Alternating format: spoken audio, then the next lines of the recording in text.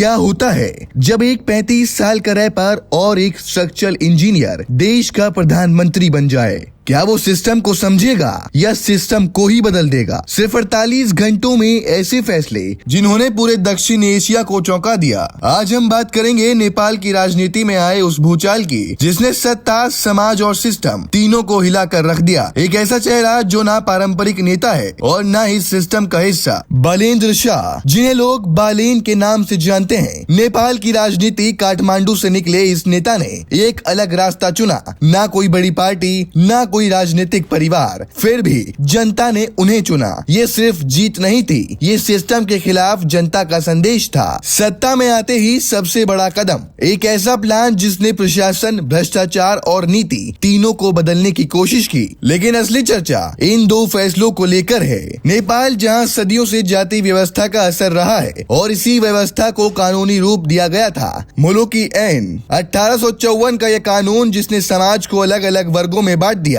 इस कानून के बाद दलित को समाज के सबसे नीचे रखा गया, जिसने समाज को अलग अलग वर्गों में बांट दिया। इस कानून के बाद दलित को समाज के सबसे नीचे रखा गया। छुआछूत और भेदभाव बढ़ा। हालांकि बाद में कानून बदले, लेकिन मानसिकता अब भी पूरी तरह नहीं बदली। और 2020 में एक घटना ने पूरे देश को झकझोर दिया, जहां एक अंतरजातीय शादी को लेकर कई लोगों की जान चली गई। ये सिर्फ एक घटना नहीं थी, ये सिस्टम की सच्चाई थी। और अब बालेन्द्र शाह की सरकार ने दलित समुदाय से औपचारिक माफी मांगी सदियों के भेदभाव के लिए। लेकिन सवाल ये है, क्या माफी से बदलाव आएगा? कुछ लोग कहते हैं ये सिंबॉलिक जस्टिस है, जबकि कुछ का मानना है ये बदलाव की शुरुआत है। नेपाल के कई इलाकों में आज भी कास्ट डिस्क्रिमिनेशन मौजूद है। शिक्षा, रोजगार और समाज, हर जगह। दूसरा बड़ा फैसला, पूरे नेपाल में स्टूडेंट पॉलिटिकल यूनियंस पर बैन। नेपाल में छात्र राजनीति लंबे समय से सक्रिय रही है और कई बड़े नेता स्टूडेंट पॉलिटिक्स से ही निकले हैं। लेकिन अब कॉलेजेस और यूनिवर्सिटीज में पॉलिटिकल यूनियंस बैन कर दी गई हैं। सरकार का कहना है इससे शिक्षा का माहौल सुधरेगा। सपोर्टर्स कहते हैं वायलेंस कम होगा, पढ़ाई पर फोकस बढ़ेगा। तो क्रिटिक्स कहते हैं डेमोक्रेसी कमजोर होगी, यूथ पार्टिसिपेशन घट जाएगा। स्टूडेंट पॉलिटिक्स लोकतंत्र की पहली सीढ़ी मानी जाती है और ऐसे में बैन एक बड़ा कदम है। इस फैसले के बाद सोशल मीडिया पर बहस तेज हो गई है। कुछ लोग सपोर्ट कर रहे हैं तो कुछ विरोध कर रहे हैं। नेपाल के ये फैसले इंडिया के लिए भी अहम है, क्योंकि दोनों देशों के सामाजिक मुद्दे काफी हद तक मिलते जुलते हैं। नेपाल चाइना के भी करीब है